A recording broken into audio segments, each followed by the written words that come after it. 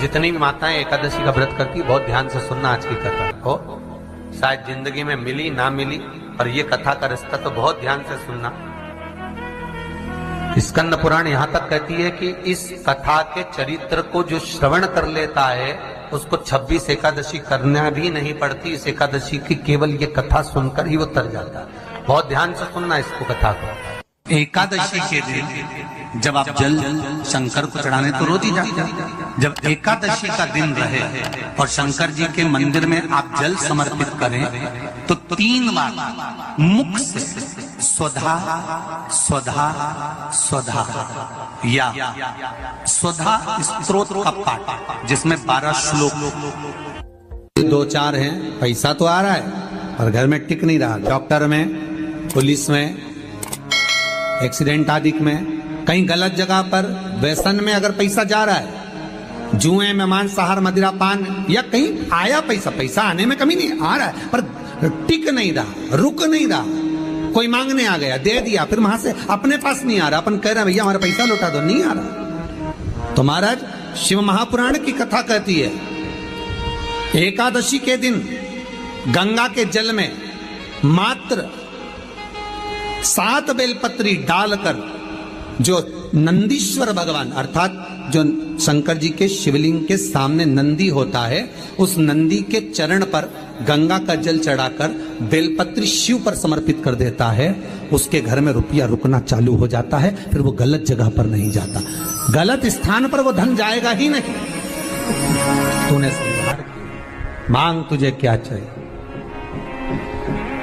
एकादशी ने भगवान विष्णु से कहा, नाथ प्रभु वर दे दो, मृत्यु लोक में जो मनुष्य मेरा व्रत करेगा, चाहे जलचर, थलचर, वायुचर या सांसारिक मनुष्य, मेरा अगर एकादशी का व्रत करेगा, प्रभु उसके यहां धन धान्य वैभव सुख संपदा बढ़ेगी और उस जीवात्मा को नरक नहीं भोगना पड़ेगा, सीधे बैकुंठ का उसको वास मिलेगा।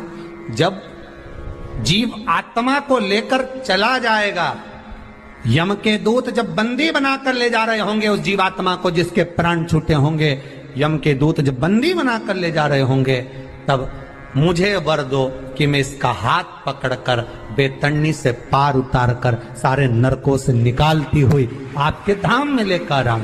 भगवान ने वर दे दिया, तथास्तु। हे एकादशी सुनो, मृत्यु लोक का मनुष्य अन्न का त्याग कर कर, क्योंकि अन्न में एकादशी के दिन पाप पुरुष रहता है, अन्न का त्याग कर कर एकादशी के दिन जो मनुष्य तुम्हारा व्रत धारण करेगा, उस व्रत को करेगा और उस व्रत को धारण करेगा, उसकी मनोकामना पूर्ण होकर वो मेरे ही धाम को जाएगा। ये तो हुआ एकादशी के जन्म की कथा।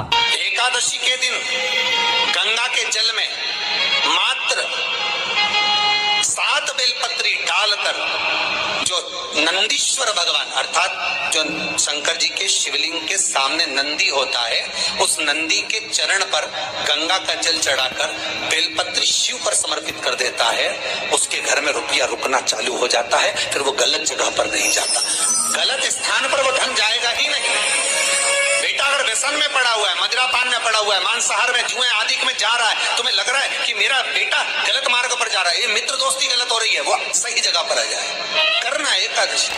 कई लोग इसको धन के लिए भी करते हैं, संपदा के लिए। संपदा के लिए अर्थात जिसका व्यापार नहीं चलता, जिसके घर में पैसा नहीं आता, या नौकरी नहीं लग रही, या सर्विस नहीं लग रही, आप अप्लाई कर रहे हो, जगह जगह जाकर इंटरव्यू भी दे रहे हो और पैसा नहीं आता, तो उसके लिए भी प्रयास किया जाता है। पर उसके लिए यहाँ पर जो धन के लिए करते हैं, उसके लिए विष्णुपदी के लिए करते हैं। मतलब जैसे गंगा के जल में तुलसी के 11 पत्ते डाले जाते हैं और उसको किसी भी नारायण के मंदिर में, राम कृष्ण शिव शंकर नहीं, राम कृष्ण भगवान विष्णु दत्त आदि जितने नारायण के मंदिर है, उस मंदिर में किसी भी पात्र में, एक छोटे से पात्र में उसको भरकर रखी जाते हैं महाराज। उससे भी जॉब, सर्विस, नौकरी में सफलता प्राप्त हो जाती है। परंतु वो भी एकादशी को ही होता है। कुछ देर तक पात्र को रखा जाता है, फिर वही पात्र का जल किसी भी वृक्ष के नीचे डाल दिया जाता है, उससे भी नौकरी के लिए फायदा मिलता है। गंगा का जल कोई साधारण नहीं।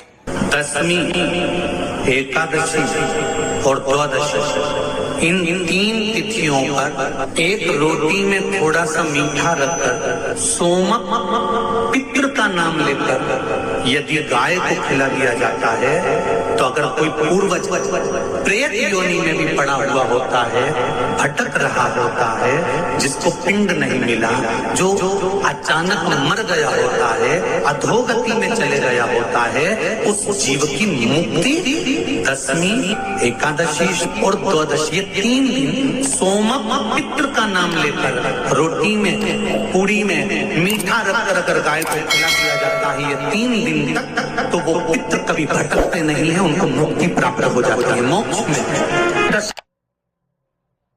नहीं, एकादशी है कौन? क्यों इसकी इतनी प्रधानता है? क्यों इसकी पुण्यता है? ऐसा क्या है एकादशी में जो इसकी पुण्यता मानी जाए? कौन है ये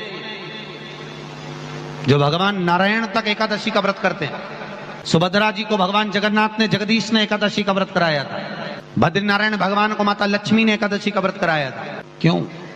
चंद्रायण एकादशी व्रत की माता। एकादशी है कौन? तो कहा जिसको व्रत करने पर भगवान नारायण भी जिसका व्रत करते हो, भगवान माता लक्ष्मी जिसका व्रत करती हो, वो एकादशी है कौन? तो शास्त्र वर्णन करता है महाराज, स्कंद पुराण का सुंदर चातुर्मास्य खंड के अंतर्गत वर्णन आया है महाराज। एक बार भगवान विष्णु आनंद में विराजमान थे, पद्मावती और माता लक्ष्मी दोनों उनके पास में विराजी हुई थी।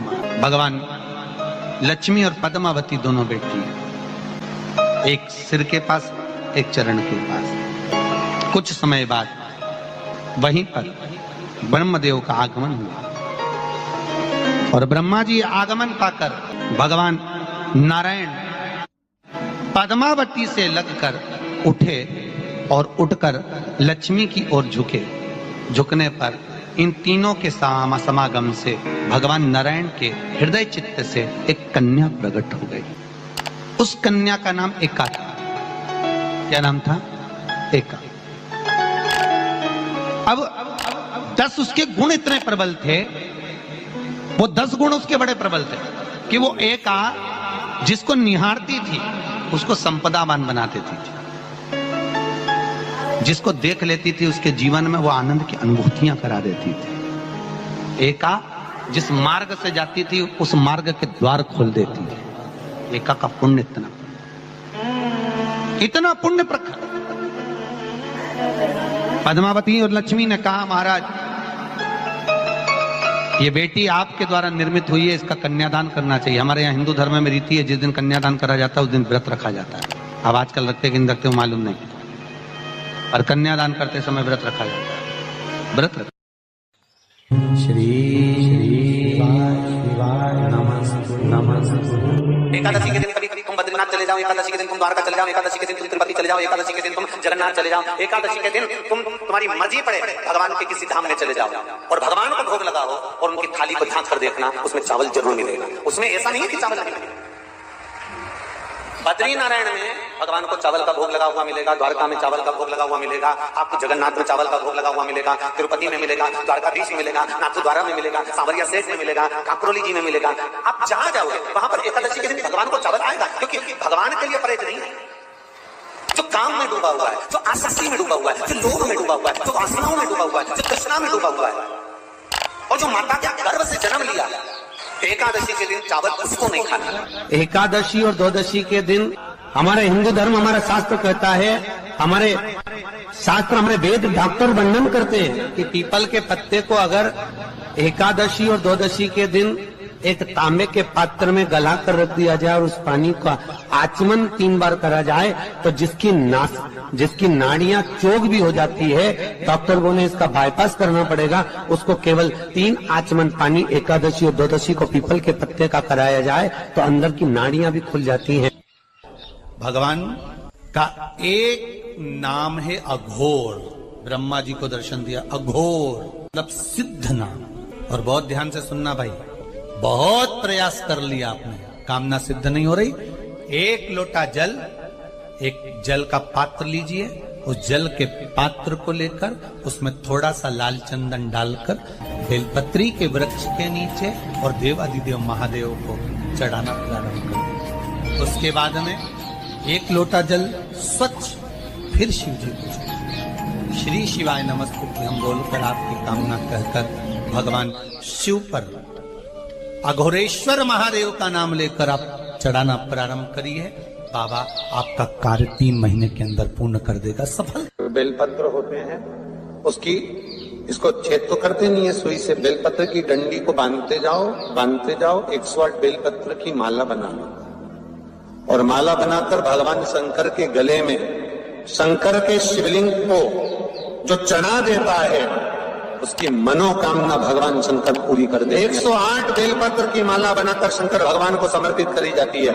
माता लक्ष्मी ने भगवान विष्णु को पाने के लिए तुलसी की माला बनाकर समर्पित करी थी, जैसे सती ने शिव को पाने के लिए, कामना को पूर्ण करने के लिए। शास्त्र कहता है घर के बुजुर्गों को, घर के बड़ों को, जेठ जेठानी हो, सास ससुर हो, घर में जो तुम्हारी उम्र से बड़ा हो, उसको आज पीला फूल या पीली चने की दाल या पीला वस्त्र, कुछ भी पीली सामग्री आज घर के बड़ों को देना चाहिए। क्यों देना चाहिए? तो शिव महापुराण की कथा कहती है कि जो शुक्ल पक्षी की एकादशी के दिन पीली वस्तु का दान दे देता है, घर के किसी ब्राह्मण को देने नहीं जाना, किसी मंदिर में देने नहीं जाना, आपके ही घर में, आपके ही घर के बड़ों को किसी भी पीली चीज का दान कर सकते। फूल हो, मिठाई हो, कोई अनाज हो, कोई वस्त्र हो, पीली वस्तु का दान दे दे। क्यों होगा? क्या होगा उससे? शिव महापुराण की कथा कहती है उससे जिंदगी में कभी बड़ी बीमारी प्रवेश नहीं करती। सनातन धर्म कहता है बट वृक्ष की पूजन करने वाला, बट वृक्ष के नीचे शिव की आराधना करने वाला, लोम समर्पित कर जल चढ़ाने वाले का जैसे कर्ज मुक्ति होती है, उसी तरह आंवले के वृक्ष के नीचे मात्र ताजा मिष्ठान दूध का बनाकर उस सामग्री को भगवान आंवले के वृक्ष के नीचे पूजन करने से लक्ष्मी और संपदा की वृद्धि होती है। शमी के वृक्ष के नीचे मात्र ओघड़दानी अवधूतेश्वर महादेव के नाम से, तो कहते हैं शरीर में बड़ी से बड़ी अगर बीमारी है, कहीं कैंसर जैसा रोग है या किडनी लीवर जैसा रोग है, कोई गांठ अगर शरीर में हो गई है, तो शमी के वृक्ष के नीचे दूध का जल थोड़ा सा हफ्ते में एक बार अवधूतेश्वर महादेव के नाम से समर्पित कर देने से रोग का निवारण होने लगता है, रोग थम जाता है और आगे नहीं बढ़ पाता और उसका इलाज चालू होता है। सुख का अनुभव। बस एक बात का स्मरण रहे आप, आंवले के वृक्ष के नीचे अगर कोई भोग लगाया गया है पा सकते हैं, पीपल के वृक्ष के नीचे कोई भोग लगाया है पा सकते हैं, बट वृक्ष के नीचे कोई भोग लगाया गया है पा सकते हैं। जिस वृक्ष के नीचे भोग लगाओगे पालोगे, शमी वृक्ष का जो प्रसाद है वो आपको वहीं छोड़ना पड़ता है। हिंदू धर्म के 3 व्रत ऐसे हो गए जिनका पुण्य समाप्त नहीं हुआ महाराज। पहले नंबर पर एकादशी, दूसरे नंबर पर प्रदोष और तीसरे नंबर पर शिवरात्रि। एकादशी भी 26 है तो प्रदोष भी 26 है, शिवरात्रि केवल 12, और अगर अधिक मास की पड़ जावे तो ये 13, पर अधिक की आय सो 13 है। तो यहाँ शास्त्र कह रहा है कि 3 व्रत हमारे यहाँ जिनका पुण्य समाप्त नहीं हुआ, जिनका पुण्य प्रबल हुआ बड़ा, इसलिए आज भी माता एकादशी का व्रत करती है। और एकादशी का व्रत कर कर अगर कोई जीवात्मा को देते हैं, कोई मर भी गया तो उसको एकादशी का दान देते हैं। बहुत ध्यान से आज की कथा सुनना कि एकादशी का